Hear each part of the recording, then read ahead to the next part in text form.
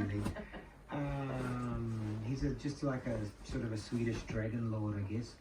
There's always lots to learn, and hopefully it'll carry on being, you know, thrilling and enough to pay for my bills and my children's shoes. Luke, it's been such a treat having you on the mixtape. We've got time for one more of your song choices. And this song, you sent it to me, and then you were sort of umming and ahhing whether to swap it over for something. And I'm talking Sonic Youth, Cool Thing. So this is from their album Goo. It's like either 1990 or 91, and I know that it's their first major record label album, and I know that some people in the kind of you know, alternative music world at that time they really frowned on the idea of a band like that signing with a major label, and it's possibly one of their most accessible albums, and this I think is like their biggest song, which isn't saying much in a commercial sense, but it's interesting to me that it is a very accessible song by a band that often people find a bit inaccessible. Yeah, they can be quite intimidating for people, and I would imagine there'd be Sonic Youth fans out there who are pretty disappointed that I've chosen Cool Thing.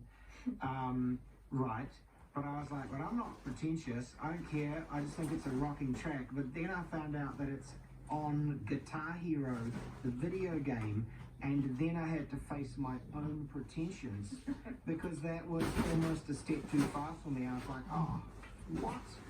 But then I sort of just was like, okay, whatever, like, I mean, I've just been talking about paying the rent. I hope that Sonic Youth got heaps of money for putting Cool Thing onto Guitar Rig. That's what I then decided to think. I hope that they had like a couple of months there where they didn't feel stressed out about the bills. Okay, so that's out of the way, because now I want to talk about Cool Thing, because it's actually a really interesting track on lots of levels.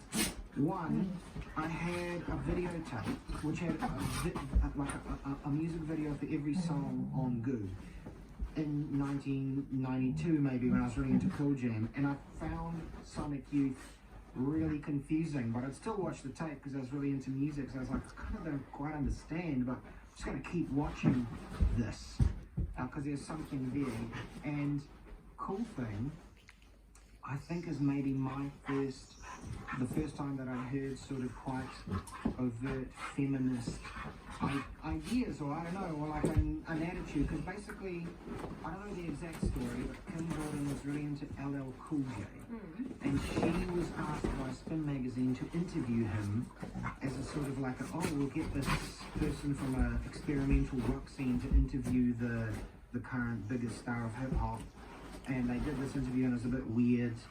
And then she wrote the song, and they ended up getting Chuck D on it because he was at the studio next door or something. And so she was going, you know, Cool Thing, what are you going to do for us girls and liberate us from white male corporate oppression? And then Chuck D's like, you know, fear. She's like, fear of a female planet. In 1991, I never heard that stuff. I thought it was pretty interesting, and obviously it's like that's gained a lot more momentum now.